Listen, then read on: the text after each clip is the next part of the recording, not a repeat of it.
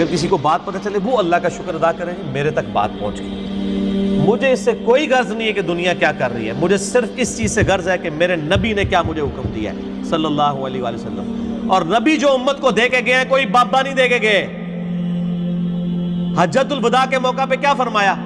میں اپنے بعد تم میں دو چیزیں چھوڑ کے جا رہا ہوں، کیا دو بابے، دو مولوی، دو شیخ القرآن، دو بزرگ، دو صوفی؟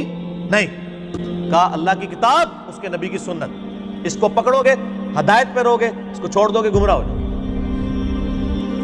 تو دین تو یہ ہے۔ ایک بندہ آپ کو قرآن سکھا تو رہا ہے لیکن خود قرآن پہ عمل نہیں کر رہا، تو اس کا قرآن کا سکھانا کیا ہے؟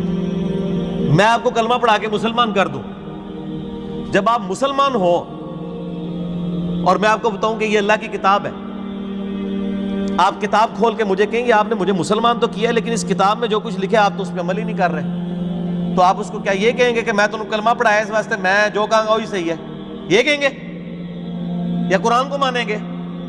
بخاری مسلم حدیث ہے اللہ تعالیٰ فاسق سے، بدکار شخص سے بھی دین کا کام لے سکتا ہے۔ اگر کسی نے کسی کو کلمہ پڑھایا یہ اس کی بزرگی کی دلیل نہیں ہے۔ اگر کوئی کہتا ہے آج ڈاکٹر ذاکر نائک نے ہزاروں لوگوں کو کلمہ پڑھایا ہے، بریلوی دیوبندی اس کو بزرگ کیوں نہیں مان لیتے؟ پھر تسی بھی جھوٹ مارنے بند کر دو، 90 لاکھ نو کلمہ پڑھایا ہے، ادھر تو 90 لاکھ بادی کوئی نہیں سی۔ اگر آپ نے کلمہ پڑھانے کو کسی کی بزرگی ماننا ہے تو ڈاکٹر ذاکر نائک نے ہزاروں لوگوں کو کلمہ پڑھایا ہے نا، تو کیا بریلوی دیوبندی اور شیعہ مان لیں گے اسے بزرگ؟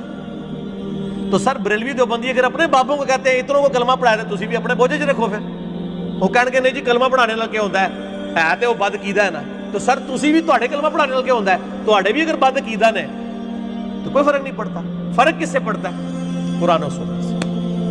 اللہ کے نبی کے قدموں تک پہنچو، کسی بابے کے قدموں تک نہیں۔ اس لیے فرمایا تم میں دو چیزیں چھوڑ کے جا رہا ہوں، اللہ کی کتاب، اس کے نبی کی سنت، قیامت تک کے لیے دو چیزیں۔ جو اس پہ عمل کرے گا ہمارے سر کا تاج ہے، اور جو عمل نہیں کرتا گستاخ رسول ہے۔ اصل میں گستاخ وہ ہے